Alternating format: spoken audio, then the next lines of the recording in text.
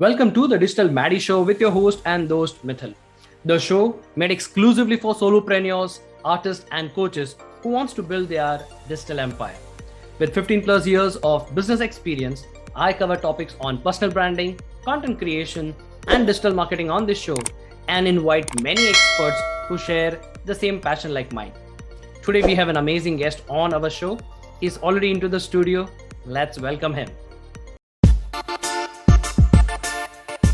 You are listening to the Digital Maddie Show with Digital Mitthyl.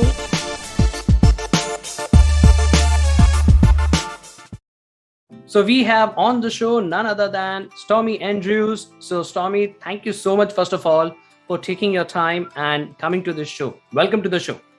Thanks, Mitthyl. I am so excited to be here with you and your audience. Thanks for having me. Awesome. So Stormie, can you share your backstory with us? Yeah, you know what? Normally when I share my backstory, it will take me an hour, but I'm going to do it here in a minute, right? So, but I come from a world where, before the internet, where I spent a lot of time enjoying communication and conversations with people belly to belly, where we're sitting there speaking to each other. And I had a very successful sales career, sales training career, moved up in corporate America, training salespeople. And then this digital world starts.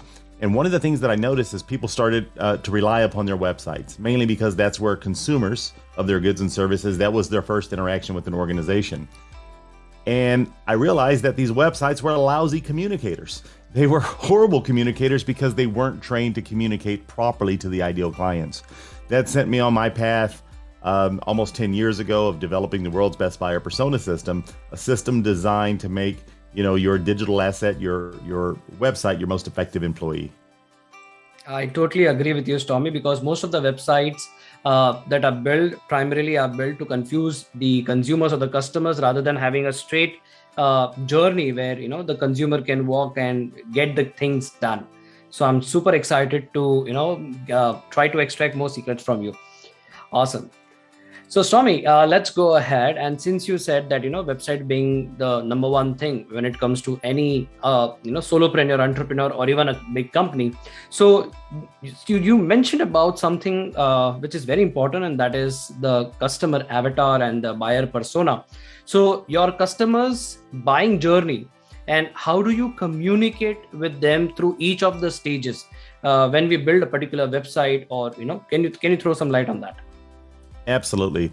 The first stage is you got to figure out who your customer is and not just who they are. And that's what a typical buyer persona does.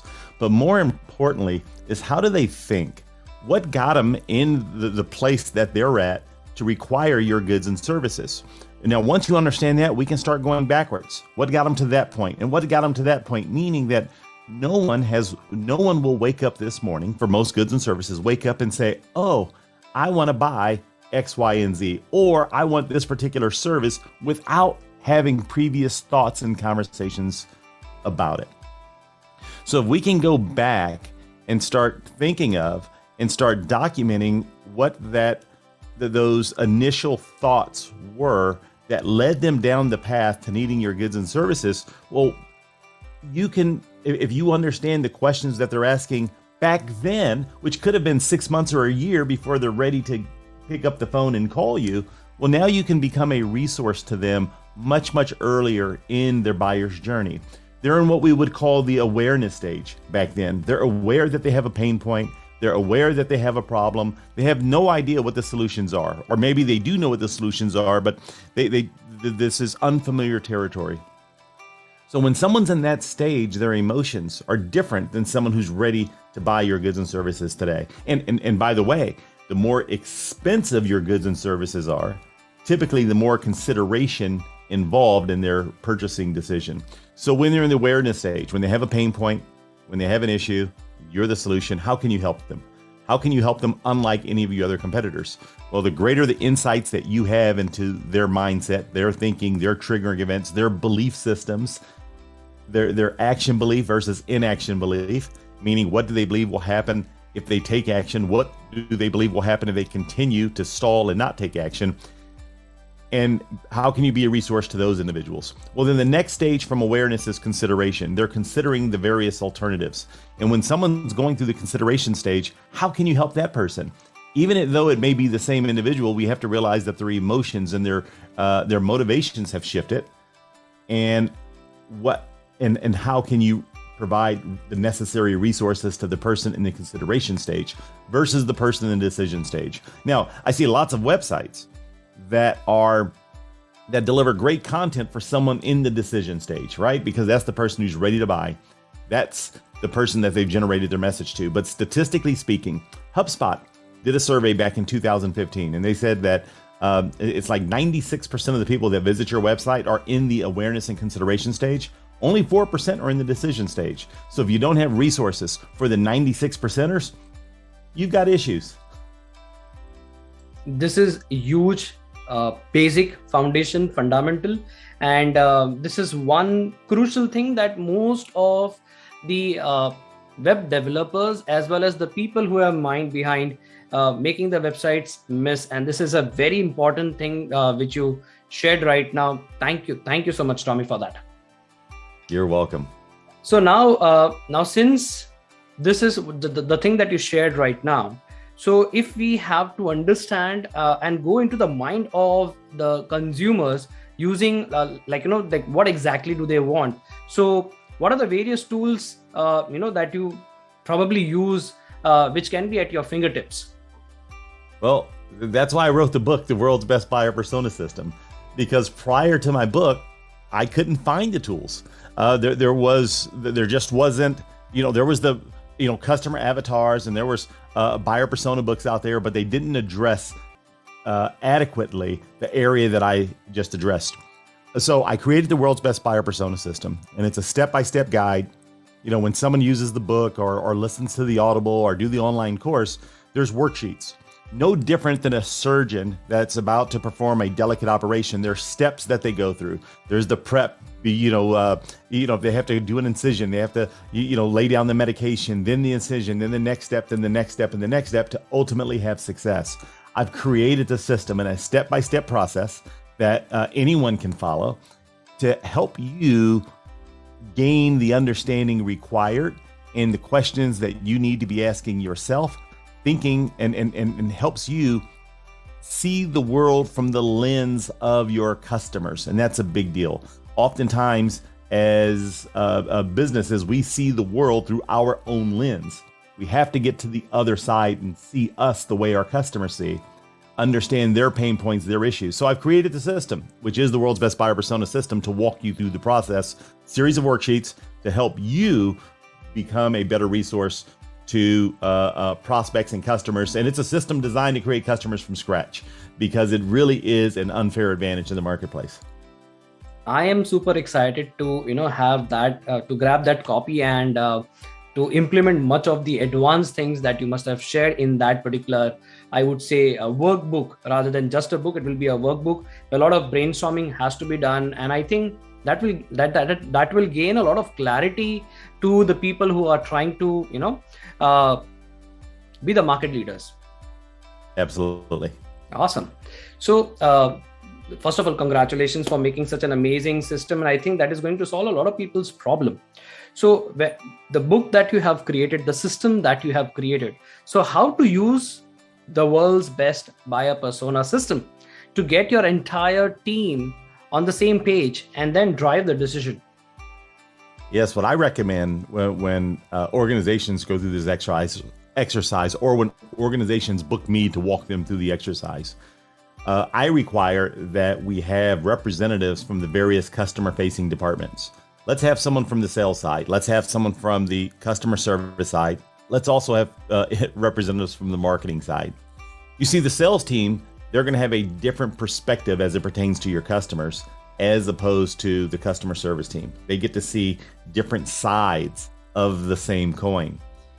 In an ideal world, have your ideal customers in the meeting also. But what I've realized is that many organizations, after doing, countless of these training sessions, it's very rare that companies are able to bring their customers in to do the focus groups. It just is what it is. So we take what we can get, and what we can get are the customer facing individuals. And we can go through a series of questions that are designed to invoke dialogue and communication. And it's designed to where when you go through the process and the process completed, some of the added benefits that the system that I wasn't thinking of when I put the system together was the entire team starts to gain a different level of clarity, a higher level of clarity as it pertains to the customer. But the most amazing thing is we start to gain more empathy as it pertains to the customers. And when you have empathy, where you can really start seeing the world through their lens, it puts you in a process to where you're able to gain trust. And why can you gain trust? Because you're approaching the entire transaction from a standpoint of you getting the customer, you're getting their pain points, their issues, and they know that you get it. You've spent the time doing it, and it's not just a singular person. It resonates through the entire departments. It helps changes the culture of the organization, where you become this customer-centric organization. All too many times companies say, we're going to be a customer-centric organization. Great. What have you done to do anything to make yourself a customer-centric organization?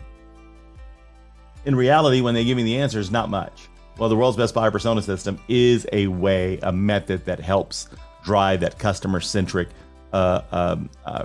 philosophy for companies that so desire to do so. Wow, this is so deep, and I think you've done in a very systematic way that is going to give a lot of clarity, and you're doing an amazing work. Thank you, Stormie, for that. Absolutely. So Stormie, now we have come to the end of the phase 1 of this particular interview, and now we go to the phase 2. And in phase 2, what I do is I invite all the guests to have a rapid fire round. So what I'm going to do is I'm going to ask you 5 questions, and I'm not going to give you time to think about it. So what is the first thing that comes in your mind? You have to share that. I'm in trouble. I'll just say coffee. First thing that comes in my mind is coffee for all of them. Coffee. No, just kidding. Absolutely. All right. So let's begin with the rapid fire round. So the very first question, Stormie, what is the one thing that you would like to put on your bucket list for 2022? Wow, my bucket list for 2022. Well, you know what? It's interesting. My bucket list for 2022 has been travel. I've been looking to just travel as much as I can. I'm booked traveling more this year than I have any other year. And my bucket list is to double the amount of traveling that I already have on my list. Wow. Super cool. Super cool. All right, let's go to the second question. So who do you admire the most? Ooh, who do I admire the most? Oh my gosh. Right now I have to say someone that I'm extremely impressed with is Zelensky as a leader. And I don't like bringing politics into this, but I think about leaders. If I was in the situation that he is in, and I think about other leaders, if they were in the same situation, would they duck and run when they have this massive adversary, pounding down on them? Absolutely. And he's standing there and he's holding firm. Normally, if it wasn't for that, the person I admire most is Elon Musk. I've got to tell you, I'm a huge Elon Musk fanboy. But right now, I'm extremely impressed. I don't know much about Zelensky. The only thing I know is he's standing up to someone who's bullying him, and he's become an inspiration. That's all I know. So, and I'm inspired by him staying in the fight. Awesome. That's really cool. All right. Now let's go back to your childhood, and let me ask you this question. So who is not just childhood, even now you can, there is no age bar for cartoons. So who is your favorite cartoon character and why? My favorite cartoon character, Bugs Bunny, is who came to my mind. Bugs Bunny was just a pretty cool cat, right? I guess a pretty cool rabbit. He was cool, calm, and collective, even when he shouldn't have been. And Bugs Bunny did something that I admire, is that he outsmarted his adversaries. Very, very smart, very, very intelligent. It didn't have to put a ton of energy and effort, but I love the fact that he was he was able to outsmart his adversaries. What's up, Doc? Yep. Absolutely. Cool. All right, let's go to the fourth question. So now this is a very unique one. So if a movie was supposed to be made on your life, what genre would it be? And who would be the actor who would be playing your role? Okay, what genre would it be? It would be a comedy. And You know what? I'll take Ryan Reynolds. Deadpool. Can't go wrong with that. Absolutely, absolutely. And that comes to the last question, and that is, who is your favorite superhero and why? Ooh, man, my favorite superhero. It's man, you know what? Man, I'm supposed to give the first one. See, the first one that popped in my head is Superman, just because Superman was the superhero that I grew up with. But there are so many incredible superheroes when it comes to Marvel and X-Men that I wasn't really introduced to. You know, as a youngster, I've just had Superman in my life, longer than everyone else. But I've even gotten into anime. So there's some, I don't know if these anime characters are considered superheroes or not, but I'm going to make it easy. Superman, to follow the rules, was the first one that popped in my head. And Superman just had incredible powers. And I remember as a child, the superhero that I emulated more than any other superhero was Superman. I would imagine myself flying all over the yard, my hands out. I would get a bed, a pillowcase and wrap it around my neck, and that would be my cape. And multiple Halloweens, I wanted to be Superman. So as a child, Superman was definitely my superhero. Awesome. And now you are being the Superman to many of the companies. Awesome. Absolutely. So thank you, Stormie, first of all, for participating in the rapid fire round. And I think I enjoyed this rapid fire round. What about you? I enjoyed it. This was I had a lot of fun. I appreciate it, Mitthyl. Thank you, Stormie. So Stormie, to all the people who are listening or watching this particular episode, if they have to connect with you, how can they do that? Well, I made it super easy. I've created a website called outsmarttools.com. You see, the world's best buyer persona system helps you outsmart the competitors. So why not? But if you go to outsmarttools.com, I've got a few things there for you. There's a link where you can go get a copy of the Audible. There's a link where you can get a copy of the book.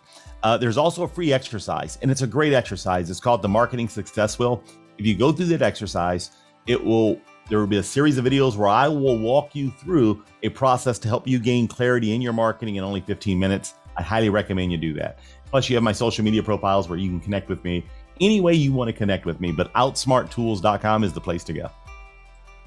So all the links are available below. Click on it, and don't forget to grab that opportunity and start creating and being more smart. So Stormie, before we end this particular episode, what is the one message that you would like to give to our viewers? The one message is embrace the fact that as creatures, we don't know, as individuals, we really don't know that much. What I have found is that the more I dive into books, the more I dive into audibles, and I learn new knowledge, the more I'm humbled to realize that I really don't know anything. So if you embrace it, you get to embrace knowledge and learning. Wow, this is simple yet deep. Thank you so much, Stormie, for once again taking out time and sharing immense knowledge. And I'm sure even if we are able to bring a difference in one person's life or one company's life, I think we are sorted. Absolutely. Awesome. So thank you so much, everyone. So you have just listened to the Digital Maddie Show with your host and host, Mitthyl. Thank you so much for listening to our show and giving so much love. And don't forget to subscribe to our show on the podcast which you are listening. And if you're watching on YouTube, hit the subscribe button. This is Mitthyl signing off at the moment with Stormie until next time. So meet you soon with another